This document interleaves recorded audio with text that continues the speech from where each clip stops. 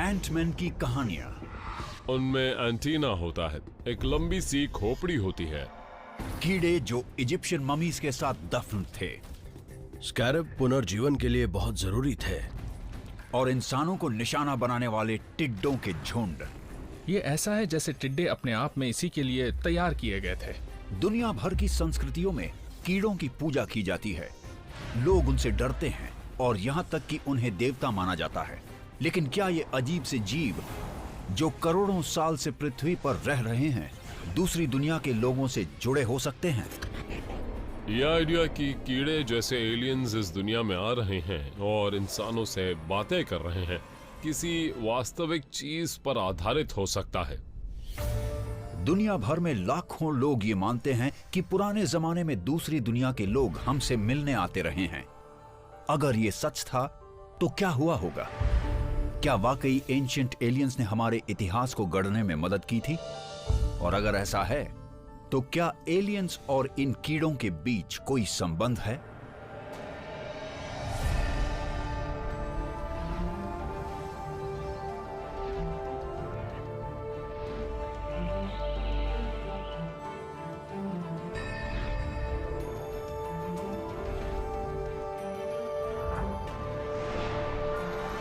Ancient aliens.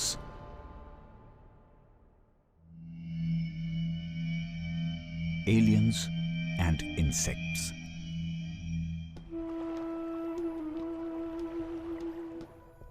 Nile delta, Egypt.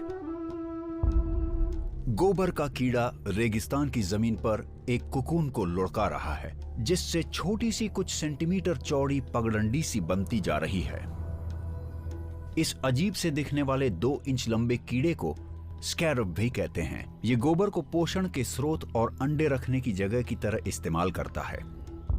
ये सारी बाधाओं के बावजूद इस गोले को सीधा लाइन में लुढ़काता जाता है और ये दुनिया का एकमात्र ऐसा कीड़ा है जिसके बारे में कहा जाता है कि ये मिल्की वे गैलेक्सी की रोशनी के पीछे पीछे चलता है। बायोलॉजिस्ट्स ने इस बात का पता 2013 में लगाया। लेकिन 5000 साल पहले जब किसी को यह नहीं पता था कि इसका सितारों के साथ एक अनोखा रिश्ता है, उस वक्त प्राचीन इजिप्ट के लोग स्कैरब को देवताओं से जुड़ी हुई एक पवित्र निशानी की तरह रखते थे। यह दिलचस्प बात है कि एक महान सभ्यता एक छोटे से कीड़े पर इतना ध्यान दे सकती थी, लेकिन पूरे इजिप्ट के मंदिरों और चित्रलिपियों में नजर आता है और यह बार बार नजर आता है। कार्नैक के मंदिर में पवित्र झील के उस पार जहां फेरोज के राज्याभिषेक होते थे, वहां एक बड़ा सा स्कैरब कीड़ा पहरे पर बैठा है जो इजिप्ट के देवता खेप्री को दर्शाता है। इजिप्ट के लोगों ने दिन के वक्त सूरज को आकाश में घूमते देखा और रेगिस्तान की रेत में इन कीड़ों को गोबर के गोले ले जाते हुए भी देखा। और इजिप्शियंस ने सोचा कि जो शक्ति आकाश में सूरज को चला रही है वो है बड़ा सा स्कैरब बीटल गॉड खेफ्री। और उनका मानना था कि सूरज वो चीज है जिसे रॉ की आंख के रूप में जाना जाता है, जो रॉ का रथ हुआ करता था या फिर उसकी फ्लाइंग मशीन था। और उनका मानना था कि जो चीज उसे चलाती थी वो था स्कैरब के सिर वाला देवता खेप्री। और स्कैरब असल में दर्शाता था खेप्री को, जो रॉ के सनशिप या फिर नाव का पायलट हुआ करता था। असल में वो देवताओं का पायलट हुआ करता था। लेकिन क्या इसे किसी और तरह से समझाया जा सकता है कि इजिप्ट के लोगों ने खेप्री को एक पायलट क्यों मान लिया? प्राचीन एस्ट्रोनॉट थियरिस्ट बताते हैं कि खेप्री को एक स्कैरब की तरह दिखाना और कभी-कभी स्कैरब के सिर वाला इंसान दिखाना शायद इस बात से प्रेरित रहा है कि असल में इजिप्शियंस के किसी दूसरी दुनिया के लोगों से संबंध थे।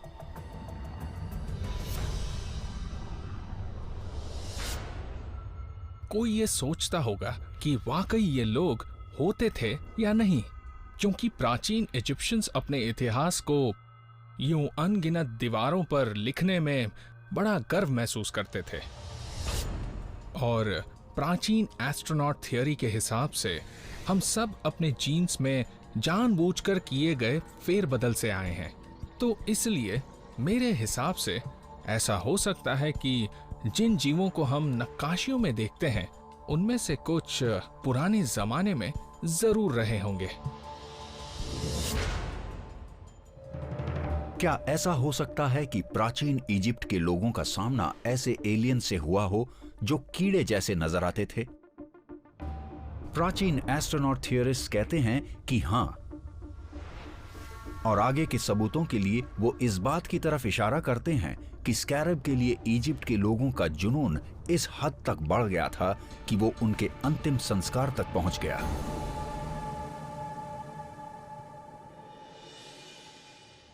Valley of the Kings, Egypt, नवंबर 1922। आर्कियोलॉजिस्ट हावर्ड कार्टर ने किंग टूटनखामन की कब्र का पता लगा लिया। अंदर मिली कलाकृतियों के खजाने में युवा फेरो की ब्रेस्ट प्लेट मिली, जिसके बीच में एक स्कैरब बना हुआ था। स्कैरब सहारा से लाए गए पीले सिलिका कांच के पत्थर का बना था। यह पत्थर असल में 2 करोड़ 80 लाख साल पहले बना था, जब एक धूमकेतु के टकराने से रेत बेहद गर्म हो गई थी। लेकिन प्राचीन इजिप्ट के लोगों ने फेरो को दफनाते वक्त पहनाए जाने वाले ब्रेस्ट प्लेट के बीच में एक ऐसा स्कैरब क्यों लगाया जो एक धूमकेतु के गिरने से बने पत्थर को तराश कर बनाया गया था? मजे की बात यह है कि इजिप्ट की मम्मी बनाने की प्रक्रिया में स्कैरब्स की हमेशा एक अभिन्न भूमिका होती थी और उन्हें अक्सर शरीर को लपेटते वक्त रखा जाता था। उन्हें लपेटते वक्त उन परतों के बीच इजिप्शियन कई खूबसूरत चीजें रखते थे जो न सिर्फ उसे बचाकर रखने का काम करती थीं, बल्कि जादुई भी हुआ करती थी। एक हार्ड स्कैरब होता था जिसे शरीर पर रखा जाता था। हमें दूसरे स्कैरब्स भी मिलते हैं जो मरने वालों पर लपेटे गए कपड़े में बुने होते हैं।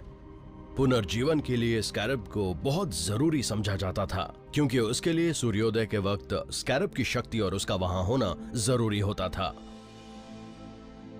सोच ये थी कि जो इंसान चला गया है उसकी आत्मा या उसके शरीर को अगले जीवन तक या अगली दुनिया तक स्कैरब बीटल्स ले जाते थे। तो ये तकरीबन वैसा ही था जैसे कि वो कोई कीड़ा नहीं बल्कि कोई डिवाइस हो, लेकिन वो ऐसा डिवाइस हो जो आपको एक जगह से दूसरी जगह ले जा सकती है। इजिप्शियंस को पुनर्जीवन का विचार मिला कहां से, और ये सोच कि हम दोबारा सितारों की दुनिया में पैदा हो सकते हैं? शायद ये विचार उन्हें कैप्री ने दिया है।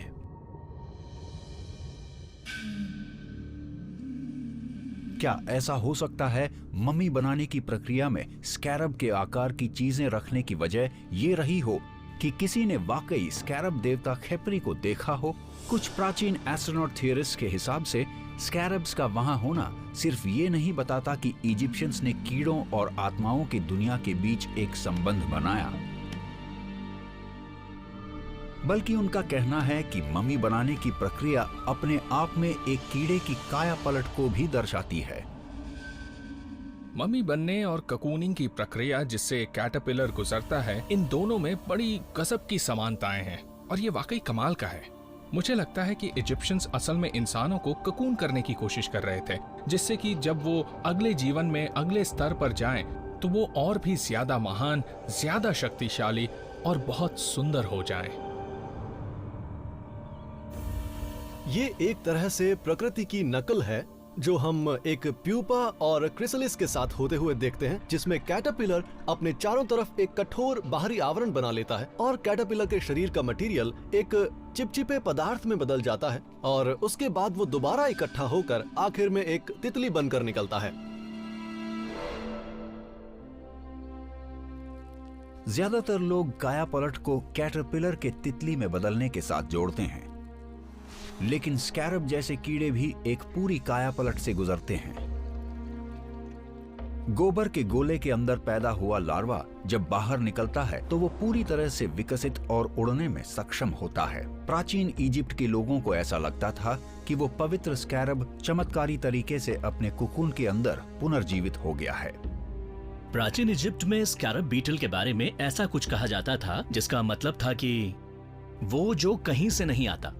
असल में खेपरी नाम का यही मतलब है, जो कहीं से नहीं आता। वो खुद अपना अस्तित्व बना सकता है। बहुत हद तक अपने कुकून से निकलने वाले स्कैरब की तरह इजिप्ट के लोगों का ये मानना था कि एक ममी बनाया गया शरीर रूपांतरित इंसान की तरह अपने ताबूत से उठकर एक बार फिर जी सकता है। मरने से पहले आत्मा का एक हिस्सा शरीर से अटूट रूप से जुड़ा रहता है, इसलिए मरने के बाद आत्मा के इस हिस्से को परलोक में जीवित रखने के लिए शरीर को जितना ज्यादा हो सके उतना उसी तरह बचा कर रखा जाता है जैसे वो जीवित अवस्था में था। इजिप्शियन आत्मा की ये सोच हमारी सोच से इतनी अलग है कि उन्हें आपस में मिलाकर देखना बहुत मुश्किल है। उदाहरण के लिए इजिप्शियन के आत्मा वाले कॉन्सेप्ट में 5 भाग थे, जिनमें बा और का ये दोनों खास थे। उनकी माइथोलॉजी के हिसाब से बा को शरीर में वापस आना चाहिए, जिससे शरीर दोबारा उठकर जी सकता है।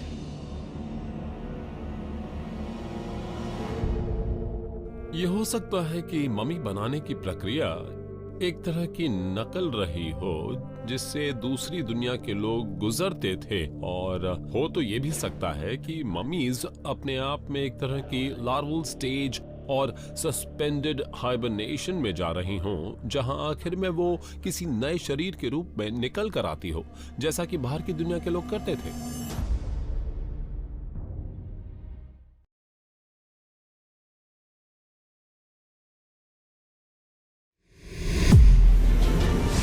लेकिन क्या ये कहानियां सिर्फ मिथक हैं?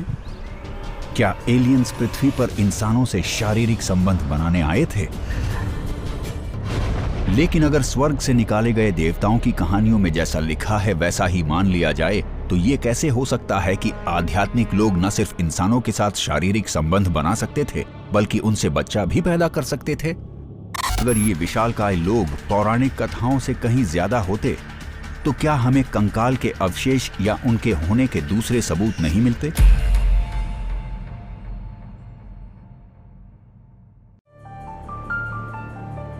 डेलेवन लेक, विस्कॉन्सिन, 4 मई 1912। न्यूयॉर्क टाइम्स की एक रिपोर्ट के अनुसार यहीं के 2 लड़कों को एक असाधारण चीज मिली। प्राचीन कब्रों के टीलों में लाइन से 18 कंकाल मिले और सभी की लंबाई 7 से 9 फुट के बीच थी। बताया जाता है कि उन बड़े बड़े कंकालों को स्टेट हिस्टोरिकल म्यूजियम में जमा कर दिया गया, लेकिन कुछ लोगों का कहना है कि उन्हें बाद में स्मिथसोनियन इंस्टीट्यूट ने जब्त कर लिया था। दुनिया भर में विशालकाय इंसानों जैसी हड्डियां मिलती जा रही हैं, यहाँ तक कि दक्षिण पश्चिम अमेरिका में भी। फिर भी इनमें से ज्यादातर कहानियां दबा दी गई। ये ऐसी चीज नहीं है जिन्हें आप एनाटॉमी की किताबों में पढ़ते हैं। आप इन्हें कभी न्यूज में भी नहीं पढ़ते। इन्हें आमतौर पर मिथकों और दंत कथाओं की तरह लिया जाता है। ऐसा इसलिए है क्योंकि इनसे ये पता चलता है कि ये जीव पृथ्वी पर विकसित नहीं हुए थे, बल्कि वो किसी और जगह से आए थे। आप सोचेंगे कि क्या ये आधे दूसरी दुनिया के लोग, आधे विशालकाय मानव सैकड़ों और हजारों साल पहले यहाँ रहते थे?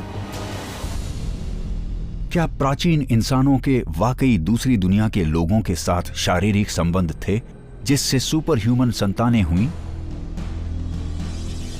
लेकिन अगर ऐसा है, तो ये विशालकाय लोग आज हमारे बीच क्यों नहीं है? प्राचीन एस्ट्रोनॉट थियरिस्ट का कहना है कि इसका जवाब एक बार फिर पवित्र बाइबल में मिल सकता है।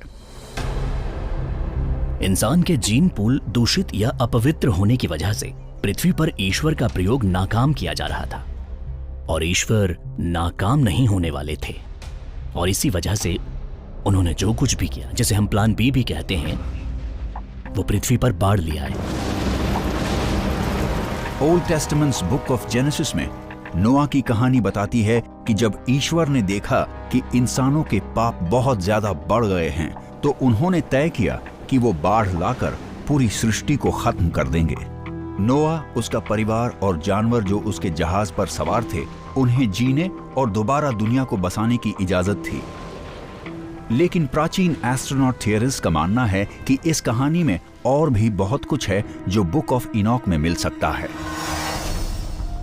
बुक ऑफ इनॉक में ये लिखा है कि जब नोहा का जन्म हुआ तो उसका शरीर चमक उठा था। ये ठीक वैसी ही चमक थी जो सिनाई पर्वत से नीचे आने के बाद मोसेस के चेहरे पर थी। जब उसके पिता ने यह देखा तो उसे देखते ही वो डर गए और उसने उसकी मां पर यह इल्जाम लगाया कि उसने किसी देवदूत के साथ नजदीकियां रखी हैं। कहानी के अनुसार पिता लेमैक को उसके दादा इनॉक ने यह बताया कि नोआ को मानव जाति का भविष्य बनना है।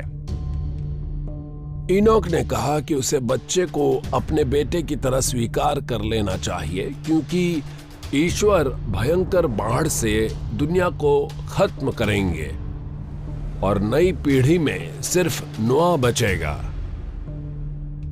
और नोआ दूसरी दुनिया के लोग और हमारा मिला जुला क्रीचर था। अब हम नोआ के वंशज हैं, इसलिए हम सब उसका हिस्सा हैं। इसने इंसान के विकास को पूरी तरह से बदल दिया। दोस्तों, साइंस फिक्शन एक ऐसा विषय है जिसका क्रेज आज के यूथ में काफी ज्यादा है। लेकिन इससे आप ये सोच रहे हैं कि ये एक नया टॉपिक है जिसने हाल ही में लोगों में इतना क्रेज पैदा किया है, तो हम आपको बता दें, ऐसा बिल्कुल भी नहीं है। साइंस की तरफ अपनी अटैचमेंट को लेकर कई बड़े चेहरे और नाम पहले से ही पॉपुलर हैं, जिनमें से एक किताब है the future of humanity by Michio Kaku, जो कि ऑडियो फॉर्मेट में कुकू एफएम पर उपलब्ध है। इस ऑडियो बुक में मिशियो काकू ने अपने विचार रखे हैं कि कैसे ह्यूमैनिटी स्पेस में एक परमानेंट सिविलाइजेशन तैयार कर सकती है। इसके साथ ही मिशियो काकू ने रोबोटिक्स, नैनो टेक्नोलॉजी, बायोटेक्नोलॉजी के बारे में बहुत सारी बातें बताई हैं। इस तरह की बहुत सारी ऑडियो बुक्स कुकू एफएम पर उपलब्ध हैं और इन ऑडियो बुक्स को सुनने के लिए आपको बस इनको एक्सेस करना है, खरीदना नहीं है। इस ऐप पर करीब 1000 से ज्यादा ऑडियो बुक्स उपलब्ध हैं। इस प्लेटफॉर्म पर इन सब ऑडियो बुक्स को सुनने के लिए आपको सिर्फ एक किताब जितना पैसा देना होगा, जो कि बहुत कम है, जो कि मात्र 399 रुपए की मेंबरशिप है। आप साइंस डॉक्यूमेंट्स मिस्टीरियस के दर्शक हैं, इसलिए आपको ये 50% डिस्काउंट पर मिल रही है। आपको नीचे डिस्क्रिप्शन में दिए लिंक से डाउनलोड करना है और यूज करना है कूपन कोड SDM50। यानी कि अगर आप कुकू एफएम की मेंबरशिप लेते हैं तो 399 रुपए के स्थान पर आपको सिर्फ 199 देने होंगे। आपको नीचे डिस्क्रिप्शन में कोड मिल जाएगा, जिसको यूज करके आप 50% का डिस्काउंट पा सकते हैं। और ऑडियो बुक, जो कि एक अच्छी जानकारी हासिल करने का एक सरल तरीका है, जिसके जरिए आप अपना काम काज करते हुए कम समय में, कम लागत में बहुत सारी बुक समरीज सुन सकते हैं। जैसे कि आप 5 मिनट में पूरी किताब की समरी जान सकते हैं। आप इसको खाना बनाते समय, ड्राइव करते समय या फिर दफ्तर के काम करते समय सुन सकते हैं, वो भी काफी रीजनल लैंग्वेज में, जैसे हिंदी, इंग्लिश, कन्नड़ और भी काफी लैंग्वेजेस। और हाँ, कुकू एफएम जो कि एक ऑडियो बुक प्लेटफॉर्म है और इस ऐप की रेटिंग बहुत अच्छी है, जो कि 4.4 है, जो अपने आप में ही काफी अच्छी है। मेरा मानना है कि दुनिया भर की तकरीबन हर संस्कृति में बाढ़ की एक कहानी जरूर है, जिसमें नोहा की जगह कोई ना कोई तो होता ही है। और इसीलिए वो प्राचीन बाढ़ बहुत मायने रखती थी, क्योंकि उस बाढ़ से पहले की दुनिया बाद की दुनिया से बहुत अलग थी। दुनिया भर में लगातार हमें ऐसी कहानियां मिलती रही हैं कि बाढ़ के पहले एक उन्नत तकनीक वाली सभ्यता हुआ करती थी, जिसमें इंसान सितारों की दुनिया के लोगों से जुड़ा हुआ था। ये सब दूषित या अपवित्र होने की वजह से सब खत्म हो गया। ये वाकई में हैरान कर देने वाली एक बात है। क्या ऐसा हो सकता है कि भयंकर बाढ़ की इस कहानी के साथ साथ ये भी सच हो कि ऐसा इंसानों की उस आबादी को मिटाने के लिए किया गया जिसे दूसरी दुनिया के लोगों ने अपवित्र कर दिया था? अगर ऐसा है तो क्या इससे इंसानों और एलियंस के बीच शारीरिक संपर्क खत्म हो गए, या दूसरी दुनिया के लोग हमारे डीएनए के साथ प्रयोग करते आ रहे हैं? Mount Olympus, Greece. कहा जाता है कि यहां ग्रीक देवता रहते थे जिन्हें ओलिम्पियंस कहा जाता था। प्राचीन ग्रीक कहानियों के अनुसार माउंट ओलिम्पस नश्वर लोगों के जीवन में दखल देने, युद्ध में उनकी सहायता करने, उन्हें जरूरी चीजें सिखाने माउंट ओलिम्पस से नीचे आते थे, जैसे कि आग जलाना और हथियार बनाना, और यहां तक कि वो उनके साथ शारीरिक संबंध भी बनाते थे। ज़्यूस की ऐसी कई कहानियां हैं जिनमें लिखा है कि उसने नश्वर औरतों के साथ संबंध बनाए और उसके बाद उन नश्वर औरतों ने इन असाधारण बच्चों को जन्म दिया, जैसे कि हेराक्लीस, जिसे हरक्यूलिस के नाम से भी जाना जाता है। वो ज़्यूस के बच्चों में से एक था। उसकी माँ एल्कमीनी थी, जो एक नश्वर औरत थी, और ज़्यूस उसके पति का रूप धारण करके उसके पास पहुंचा और उसके बाद वो गर्भवती हो गई और उसने एक महान नायक हरक्यूलिस को जन्म दिया। देवताओं और इंसानों के बीच इन शारीरिक संबंधों का एक पहलू यह है कि इसमें तकरीबन हमेशा औरतें गर्भवती हो जाती थीं। देवताओं और इंसानों के मिलने की सबसे मशहूर कहानियों में से एक है ज़्यूस और लीडा की कहानी, जिनके मिलन से ट्रॉय की हेलेन का जन्म हुआ था। एक ऐसी औरत जिसके बारे में कहा जाता है कि उसकी खूबसूरती ट्रोजन युद्ध की वजह बन गई थी। ज़ूस हंस के रूप में आया और उसने लीडा को रिझाया। भले ही वो ज़ूस था, लेकिन लीडा एक हंस के साथ संबंध बना रही थी, जिसका मतलब है कि हेलेन एक अंडे से पैदा हुई थी। कहते हैं कि हेलेन ऑफ ट्रॉय एक अंडे से पैदा हुई थी। तो अब ये क्या था? प्राचीन एस्ट्रोनॉट थ्योरी के हिसाब से हम ये अंदाजा लगा सकते हैं कि शायद हेलेन ऑफ ट्रॉय एक हाइब्रिड थी, जो उन इंक्यूबेशन टैंक्स में पैदा हुई थी जिसके बारे में आज के वो लोग बताते हैं जिनका अपहरण किया गया। यह मेरे लिए दिलचस्प बात है कि मैं इसकी तुलना दूसरी दुनिया की किसी घटना से कर सकता हूं। वैसे तो ज्यादातर लोग ओलंपियंस को पौराणिक मानते हैं, लेकिन प्राचीन ग्रीक के लोगों का मानना है कि वो वास्तव में थे। 1870 में इस धारणा पर लोगों को और भी भरोसा हो गया जब जर्मन आर्कियोलॉजिस्ट हाइनरिक श्लीमान ने ऐसे सबूतों से पर्दा हटाया जो ये बताते हैं कि ट्रॉय वास्तव में एक जगह थी। जैसे जैसे आर्कियोलॉजी आगे बढ़ती जा रही है, हम प्राचीन ग्रीक की पौराणिक कथाओं को और ज्यादा साबित करते जा रहे हैं। तो फिर हम अपने मन से किसी ऐसी रिसर्च को मानकर क्यों बैठ रहे हैं जो कहती है कि देवताओं की सारी रिपोर्ट्स सच नहीं हो सकती, भले ही हम अपने खुद के निकाले गए डेटा को और बाकी चीजों को साबित कर रहे हों। अगर ये देवता सच में रहे हों और अगर उस वक्त के लोग सीधे उन लोगों से मिलते हों जो बहुत ज्यादा इंटेलिजेंट थे, तो क्या होता होगा? क्या ऐसा हो सकता है कि ओलंपियंस पौराणिक देवता नहीं हो बल्कि वो दूसरी दुनिया से रहे हों? प्राचीन एस्ट्रोनॉट थियरिस्ट बताते हैं कि ग्रीक की कहानियां सिर्फ पौराणिक कथाएं नहीं हैं और सबूत के तौर पर वो इसी तरह की कहानियों की तरफ इशारा करते हैं जो हजारों किलोमीटर दूर एक संस्कृति में पाई जाती है।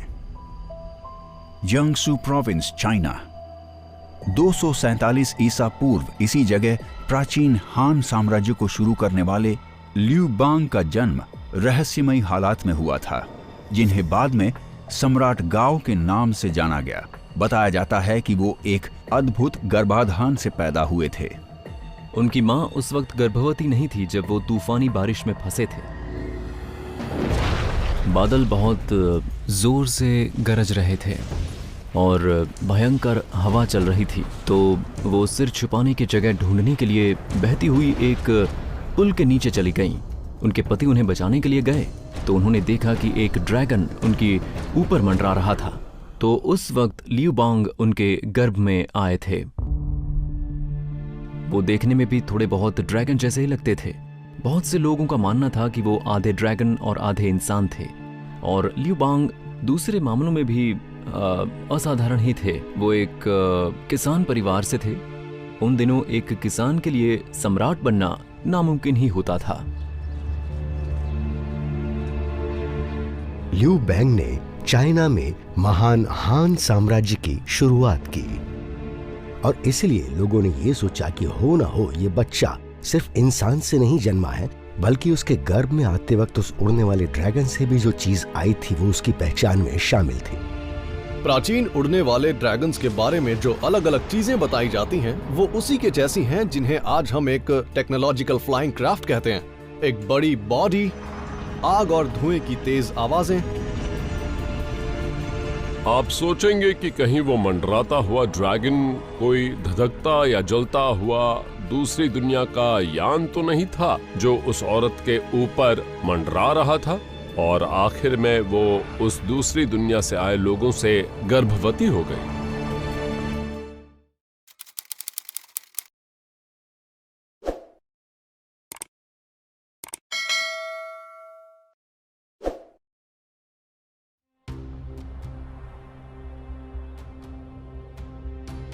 चंडीगढ़, भारत। हिमालय के पास बसा ये भीड़ भाड़ वाला शहर भारत के पंजाब स्टेट की राजधानी है। विद्वानों का मानना है कि भारत के उत्तर पश्चिम में बसे इसी इलाके में वो धार्मिक ग्रंथ लिखे गए थे जिन्हें वेद कहा जाता है।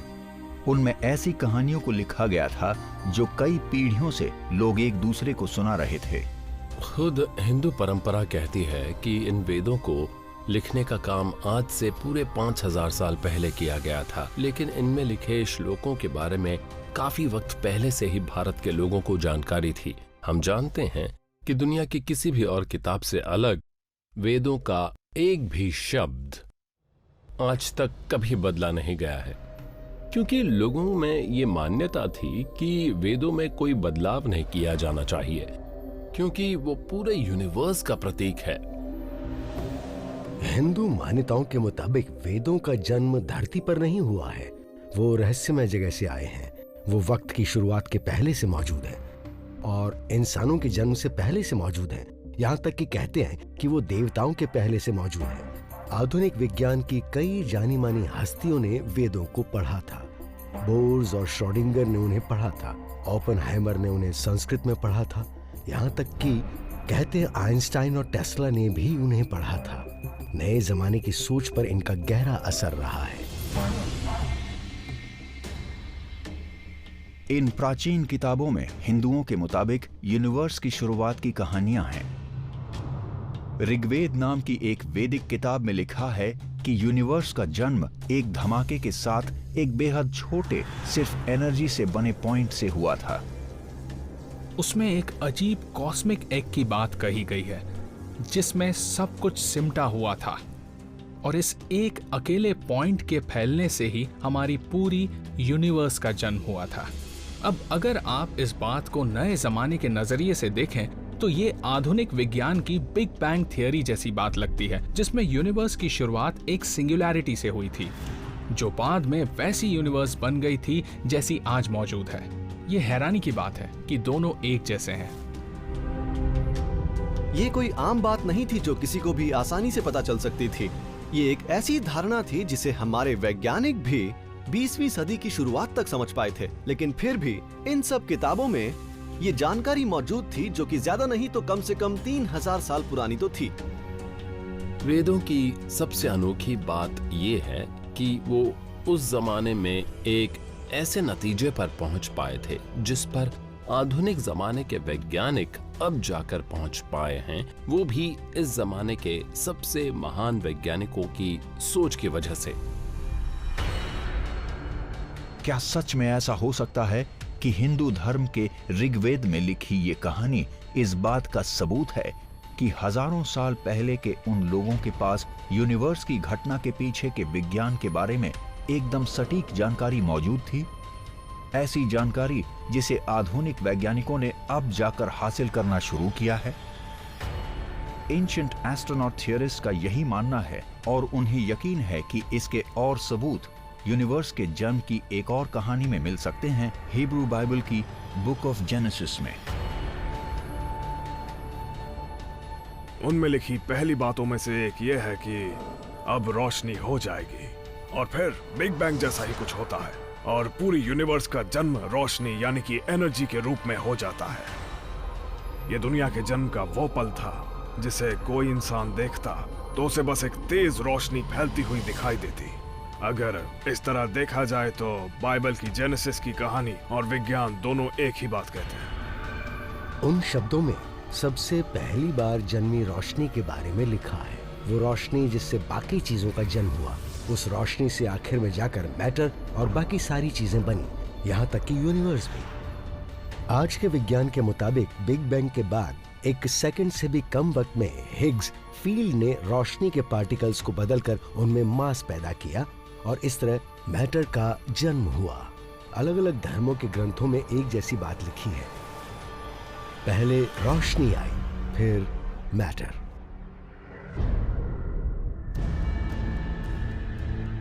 यूनिवर्स के रोशनी के एक पॉइंट से जन्म लेने की ऐसी ही कहानियां प्राचीन वक्त की दुनिया भर की कई सभ्यताओं में मिलती हैं। इजिप्ट से लेकर चाइना तक और अमेरिकन साउथ वेस्ट तक। दुनिया के जन्म की इजिप्शियन की कहानी में पहले देवता का नाम था आटुम। वो अंधेरे से बाहर आए और इजिप्शियन सभ्यता को जन्म दिया। सुमेरियन हो, इजिप्शियन हो या नॉर्स, सबकी कहानियों में कोई न कोई अंधेरे से निकलता है। हलचल में से शांति जन्म लेती है। जहां कोई आकार नहीं था वहां आकार बनता है। इन कहानियों में कुछ ऐसी बातें हैं जो सिर्फ किसी एक कहानी में नहीं लिखी हैं और किसी बड़ी सच्चाई का हिस्सा लगती हैं। ये कैसे हो सकता है कि प्राचीन दुनिया के ज्यादातर धार्मिक ग्रंथ यूनिवर्स के जन्म की वही कहानी बताते हैं जो आज का विज्ञान भी बताता है, और हमारे पूर्वजों को यूनिवर्स के जन्म के बारे में ये बेहद अहम और मुश्किल जानकारी आखिर मिली कहां से? एंशिएंट एस्ट्रोनॉट थियरिस्ट्स मानते हैं कि इसका जवाब उन इंसान की कहानियों में मिल सकता है जिन्होंने वैदिक किताबों को लिखने का काम किया था। एक रहस्यमय साधु जिनका नाम था वेद व्यास। हिंदू धर्म की कहानियों में व्यास को भगवान विष्णु का एक अवतार माना जाता है और कहा जाता है कि विष्णु इन किताबों को लिखने के लिए ही एक इंसान का अवतार लेकर इस धरती पर आए थे। वो मुनि व्यास जिन्होंने वेदों को लिखने का काम किया था, कहते हैं कि वो अमर थे और वो खुद ईश्वर का ही एक रूप थे। कुछ लोग कहते हैं कि व्यास धरती पर इस वैदिक ज्ञान को लिखने और इंसानों को देने के लिए आए थे। तो क्या ऐसा हो सकता है कि वो एक एक्स्ट्रा टेरेस्ट्रियल थे जो यहाँ इस मकसद के साथ आए थे कि इंसानों को ज्ञान दे सकें और विज्ञान और फिजिक्स को और अच्छे से समझने में उनकी मदद कर सकें? क्या सच में ऐसा हो सकता है कि वेद व्यास एक एक्स्ट्रा टेरेस्ट्रियल थे और उन्होंने इंसानों को यूनिवर्स के जन्म से जुड़ी जानकारी आज से हजारों साल पहले ही दे दी थी, जबकि लार्ज हेड्रन कोलाइडर बनाया तक नहीं गया था? उन्होंने ऐसा क्यों किया? एंशिएंट एस्ट्रोनॉट थियरिस्ट का मानना है कि इस बात के सबूत एक ग्रीक साइंटिस्ट की कहानी में मिल सकते हैं जो अपने वक्त से 2500 साल आगे की सोच रखते थे।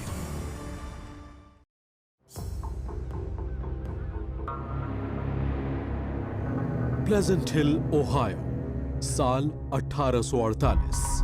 स्मिथसोनियन इंस्टीट्यूट ने 1350 फुट लंबे और 3 फुट ऊंचे बल खाए सांप की आकृति जैसे टीले पर सर्वे किया। नाज़का रेखाओं और आकृतियों की तरह ही सर्पेंट माउंट के नाम से मशहूर इस सर्पाकार आकृति को सिर्फ आसमान से ही देखा जा सकता है। नाज़का की ही तरह इन टीलों को भी आसानी से पहचाने जाने वाले संकेतों के रूप में बनाया गया है, और जब तक आप इन्हें ऊंचाई से नहीं देखते आपको कुछ भी समझ में नहीं आएगा। नेटिव अमेरिकन गाथाओं में इसे प्लूम सर्पेंट कहा जाता है, जो शायद मेक्सिको के कबीलों में मशहूर क्वेट्ज़ोक्वाटल जैसा ही है। प्लूम सर्पेंट की थ्योरी शायद आसमान से आने वाली किसी चीज से जुड़ी है। ये किसी बाहरी दुनिया की निशानी है। सर्पेंट माउंट और कई दूसरी जगहों को कबीले के लोग इबादत गाह कहते थे। इन जगहों का अध्ययन करना बेहद जरूरी है। कुछ चीजें ऐसी हैं जो हमारे ग्रह की तंदुरुस्ती से जुड़ी हुई है, फिर चाहे वो मैग्नेटिक सिस्टम हो या फिर ले लाइन्स हो या फिर यहाँ आने वाली दूसरी दुनिया के लोगों का हम पर नजर रखना हो जो शायद हमसे पहले मौजूद थे। इतिहासकार और मानव विज्ञानियों के अनुसार फोर्ट एंशिएंट पीपल कहलाने वाले अमेरिका के मूल निवासियों ने इन टीलों का निर्माण करीब 1000 साल पहले करवाया था, लेकिन आखिर इसकी वजह क्या थी? सर्पेंट माउंट एक बेहद अनोखी जगह है। ये उत्तरी अमेरिका की सबसे अहम जगहों में से एक है। लगता है जैसे कोई यहाँ ऊपर से गुजरने वाले प्राणियों का ध्यान अपनी ओर खींचकर कहना चाहता हो कि वो एक खास जगह पहुंच गए हैं। मगर उन साधारण आदि मानवों ने धरती पर इस विशाल कलाकृति की रचना आखिर क्यों की होगी? नाज़का रेखाओं और आकृतियों जैसी ही ये रचना, जो सैकड़ों सालों तक जमीन पर रहने वालों की नजरों से बची रही। हालांकि हमें इस बात के सबूत मिले हैं कि ये सर्पेंट माउंड यानी सर्प टीला एक उल्का पिंड से बने गड्ढे के मुहाने पर बना हुआ है, जो करीब 30 करोड़ साल पहले यहाँ गिरा था। क्या ये महज एक इत्तेफाक है, या फिर टीले और उल्का पिंड के गड्ढे की ये नजदीकी अक्सर उल्काओं में पाए जाने वाले एक बेहद दुर्लभ और बेशकीमती तत्व इरिडियम के लिए रखी गई थी? इरिडियम में जबरदस्त कंडक्टिव एबिलिटीज होती हैं, जो हमारे सबसे दुर्लभ तत्वों में से एक है, और ये सिर्फ कुछ अनोखे इलाकों में पाया जाता है, जिसके दो कारण हैं। या तो वहां कभी कोई उल्का पिंड गिरा होगा, या वहां ज्वालामुखी हलचल होगी और लावा बहता होगा।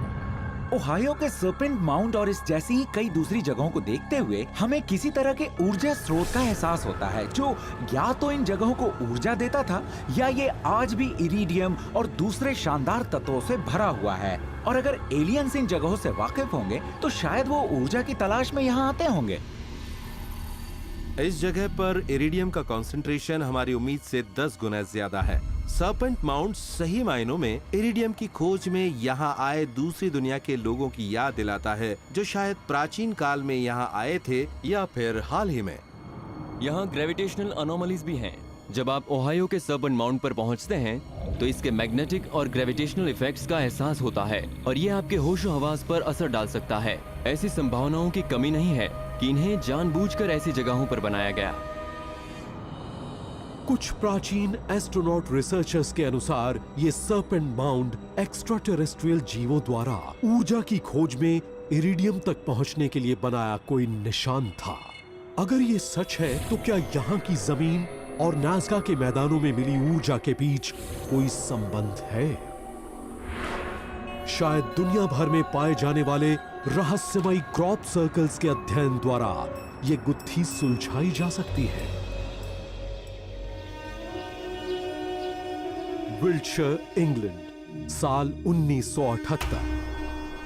यहां लंदन से करीब 145 किलोमीटर पश्चिम में मौजूद है ये शांत देहाती इलाका, जहां रातों रात गेहूं और मक्का के खेतों में क्रॉप सर्कल्स उभर आए थे। नाज़का में मिले जियोग्लिफ्स की तरह इन जियोमेट्रिक शेप्स के डिजाइन को भी सिर्फ आसमान से ही देखा जा सकता है। माना जाता है कि खेतों पर किसी किस्म की कोई एनर्जी बॉल मंडरा रही थी, और फिर अचानक ही क्रॉप सर्कल्स के रूप में ये पेचीदा डायग्राम बन गए। हम ये सोचने पर मजबूर हो जाते हैं कि अगर नाज़का में एलियंस की मौजूदगी के निशान हैं, तो मुमकिन है कि वो आज भी इन सर्कल्स के जरिए हमें संदेश दे रहे हों। प्राचीन आकृतियों और आधुनिक क्रॉप सर्कल्स के बीच कोई तो रिश्ता है, और ये उन्हीं लोगों की सौगात है जिन्हें हम दूसरी दुनिया के जीव कहते हैं, और ये उनकी हायर टेक्नोलॉजी का सबूत है। भले ही कई प्रमुख वैज्ञानिक अभी भी ये स्वीकार नहीं करते कि क्रॉप सर्कल्स और एलियंस के बीच कोई संबंध है, लेकिन प्राचीन एस्ट्रोनॉट थ्योरिस्ट को यकीन है कि इस मामले में सच्चाई हमारी उम्मीद से भी कहीं ज्यादा विचित्र हो सकती है।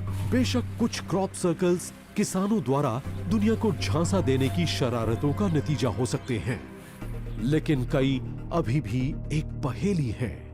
इन्हें बेहद तेजी और सटीक बारीकी के साथ बनाया गया है। कुछ आकृतियां तो आसमान में अनोखी रोशनियां दिखाई देने के चंद घंटों के दौरान ही जादू की तरह उभर आईं। क्या इन विचित्र आकृतियों और नाज़का में मिले रहस्यमय डिजाइन के बीच कोई संबंध है? लोगों को लगता है ये क्रॉप सर्कल्स किसी दूसरी दुनिया के लोगों ने बनाए हैं, या ये किसी नॉन ह्यूमन इंटेलिजेंस का कमाल है। ये ऐसे जीवों ने बनाए हैं जो शायद हमें कोई संदेश देने की कोशिश कर रहे हों।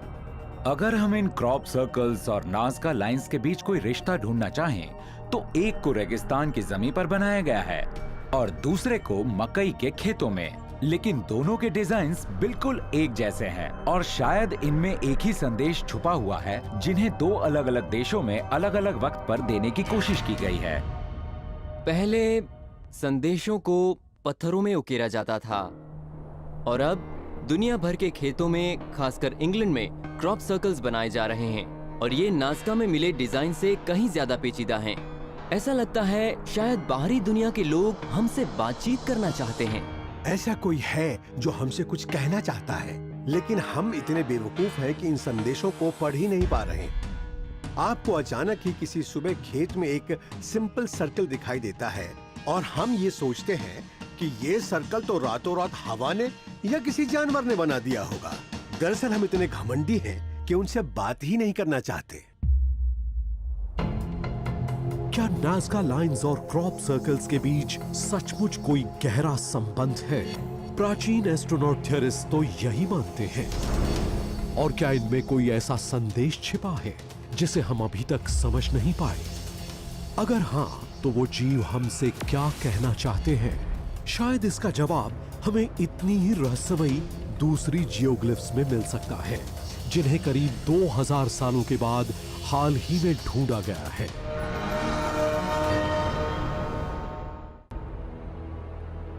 साल 2011, मिडल ईस्ट।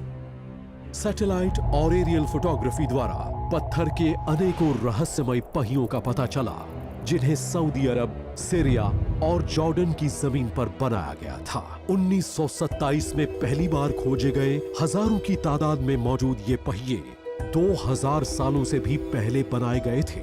इनमें से किसी की चौड़ाई करीब 25 मीटर है तो किसी की 60 मीटर से भी ज्यादा। प्राचीन एस्ट्रोनॉट थ्योरिस्ट के अनुसार ये डिजाइन दुनिया भर में पाई गई अन्य रहस्यमयी आकृतियों से मिलते जुलते हैं। मुझे ऐसा लगता है जैसे इन सभी चीजों के निर्माण के पीछे किसी बहुत ही बुद्धिमान जीव का हाथ है और इनके पीछे कोई ना कोई वजह जरूर है। किसी ने औजारों की मदद से इन शानदार सर्कल्स को बनाया है और यही चीज यहाँ से मीलों दूर परु में भी दिखाई देती है। परु एक गोलार्ध में है और जॉर्डन, सीरिया और सऊदी अरब दूसरे गोलार्ध में, और दोनों हमारे ग्रह के विपरीत हिस्सों में हैं। लेकिन दोनों एक ही चीज यानी एक ही तरह के संदेशों की जबान बोल रहे हैं। गूगल अर्थ की वजह से अब हमारे पास ऐसे जरिए हैं जिनसे हम इन आकृतियों को देख सकते हैं जो विशेष संदेश देती हैं। इनके उदाहरण दिए जाते हैं। मेरे ख्याल से हम अभी अपने सबक के पहले पन्ने पर हैं, जिसमें हमने इन आकृतियों और ढांचों को सिर्फ आसमान से देखा है। अभी बहुत कुछ बाकी है। सिर्फ नाज़का में ही प्राचीन मानव ने स्वर्ग से संपर्क करने की कोशिश नहीं की है, बल्कि पूरी दुनिया में हमें ऐसे नए नए स्मारक और आकृतियां मिल रही हैं, जो सवाल उठाती हैं कि क्या ये सभी स्थान भौगोलिक दृष्टि से एक दूसरे से जुड़े हुए हैं, जिनकी मदद से किसी जमाने में एलियंस यहाँ आते थे। नाज़का और दुनिया के दूसरे हिस्सों में मिली इन अनोखी रचनाओं और आकृतियों के पीछे क्या मकसद है? क्या प्राचीन अंतरिक्ष यात्री इन्हें दिशा सूचकों की तरह इस्तेमाल करते थे, या फिर इनमें इंसानों के लिए वाकई कोई गहरा संदेश छिपा है? साल 1972 में कॉस्मोलॉजिस्ट कार्ल सेगन ने ये वक्तव्य दिया कि अगर ब्रह्मांड में कहीं एलियन इंटेलिजेंस मौजूद है तो उससे सिर्फ गणित की भाषा के जरिए ही संपर्क किया जा सकता है। अगर आप इसे संपर्क के नजरिए से देखते हैं, जैसा कि कार्ल सेगन ने भी कहा था कि हमें इस नए नजरिए से चीजों को नए सिरे से देखने की जरूरत है। एक सर्कल तो बस एक सर्कल है और ये ज्योमेट्री के एक यूनिवर्सल फीचर को दर्शाता है। आप ब्रह्मांड में कहीं भी चले जाइए, ये बदलने वाला नहीं है। क्या ये मुमकिन है कि दूसरी दुनिया के जीव बेसिक मैथमेटिक्स और ज्योमेट्री के जरिए हमसे संपर्क साधने की कोशिश कर रहे हैं? इसके सबूत नाज़का और दुनिया के दूसरे हिस्सों में बनी आकृतियों के रूप में हमारी नजरों के सामने है। क्या एलियंस इंसानों को लगातार सैकड़ों बल्कि हजारों सालों से संदेश भेजते आ रहे हैं? वो संदेश जिन्हें हम इंसान अपनी बुद्धिमत्ता की हद से बाहर होने के कारण समझ नहीं पा रहे। सोचिए कि आप दूसरी दुनिया से इंसानों को रूबरू करवाना चाहते हैं। आप एक बार में एक ही कदम उठाएंगे और आप हर कदम पर कोई एक आकृति या क्रॉप सर्कल इमेज बनाएंगे जो दूसरी आध्यात्मिक दुनिया के संदेशों से भरी होगी, जिनमें न सिर्फ ज्ञान भरा होगा बल्कि दूसरी दुनिया की मौजूदगी का एहसास भी होगा। नाज़का सभ्यता में एक चीज हमें साफ तौर पर दिखाई देती है कि वो कुछ ऐसा बना रहे थे जो सदियों तक टिका रहेगा। सैकड़ों सालों बाद वो आज भी मौजूद है। और शायद हमें अजीब लगे कि वो इनके जरिए अपने देवताओं से कहना चाहते थे कि प्लीज हमारी दुनिया में वापस आ जाइए। आज निर्माण के हजारों सालों बाद नाज़का लाइंस प्राचीन एलियन थियरी के लिए एक बिलबोर्ड बन गई हैं। माना जाता है कि वाकई देवता इसी जमीन पर उतरे थे। तो हो सकता है वक्त, जगह और सभ्यताओं के बदलने के साथ नाज़का लाइंस का मूल संदेश वही रहे, भले ही उसका तरीका एक दूसरे से अलग हो सकता है। जब आप नाज़का के कुछ ग्लिफ्स पर नजर डालते हैं तो वो आपको आम चीजों जैसी ही नजर आती हैं, जैसे जानवर, कोई फिगर्स या ऐसी ही कोई दूसरी चीजें। पर वहीं कुछ दूसरे फिगर्स और कुछ लाइंस हैं जो जबरदस्त तरीके से कॉम्प्लिकेटेड और मैथमेटिकल हैं, और वो सीधे तौर पर एनर्जी लाइंस को फॉलो कर रही हैं। तो कहीं न कहीं इन लाइंस और इन फिगर्स का कोई गहरा मतलब है। ये कहां जा रही हैं, ये एक दूसरे को काटती क्यों हैं, जिसका पता हम नहीं लगा पाते। प्राचीन एस्ट्रोनॉट थेरिस के मुताबिक नाज़का की ये लाइंस और जियोग्लिफ्स दुनिया भर में फैले एक कम्युनिकेशन नेटवर्क का हिस्सा थी। ऐसा नेटवर्क जो प्राचीन काल में आए एलियन यात्रियों से सीधे जुड़ा था। अगर ऐसा है तो क्या असल में ये एलियन कम्युनिकेशन इंसान के लिए कायम किया गया था, या फिर उस चीज या उन जीवों के लिए जिनका इस दुनिया से कोई ताल्लुक नहीं था? शायद ये अनोखे आकार और चिन्ह हमारे भविष्य की ओर एक इशारा है, या फिर दूसरे एलियन जीवों के लिए दोबारा यहां आने का एक न्योता।